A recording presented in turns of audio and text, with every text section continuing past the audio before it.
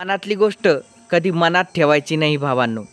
आणि मनातली गोष्ट ती आपल्या घरच्यांनाच कळते. आई असेल, भाऊ असेल, जे कोणी असेल, ही गोष्ट आपल्या भावालाच कळते आणि आईला कळते.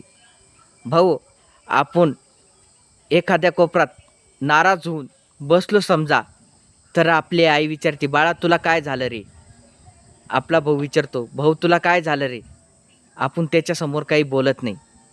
मग नंतर शेवटी काहीतरी त्या गोष्टीचा उलगाडा करतोच आणि आईसुद्धा त्याच्यामध्ये सामील असतेच. मग आपण त्याला शेवटी काय सांगतो, "आई, भाऊ, माझ्या मनात हे होतं." मग ते म्हणतात, "जी गोष्ट तुला पाहिजे होती, ती मला का सांगितली नाही राजा? का तू गोष्टी आपल्या मनात दाबून ठेवल्या?" हे आपले आई आणि भाऊ म्हणतात. आणि तिसरा वाटा आपल्या मैत्रिणीचा असतो.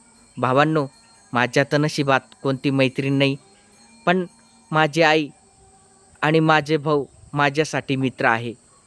हे तुम्ही लक्षात ठेवायला पाहिजे भावांनो. आणि मित्र हे मैत्रिणी तात्पुरते राहतात. तात्पुरते आपल्याला सल्ला देतात.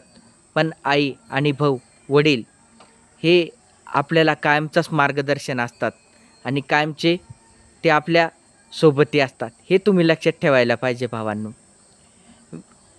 बाकी तुमची काय प्रतिक्रिया आहे या व्हिडिओच्या कमेंट बॉक्समध्ये सांगा भावांनो. आणि हो भावांनो, या व्हिडिओला जास्तीत जास्त लाईक करा आणि चॅनलला सबस्क्राईब करा.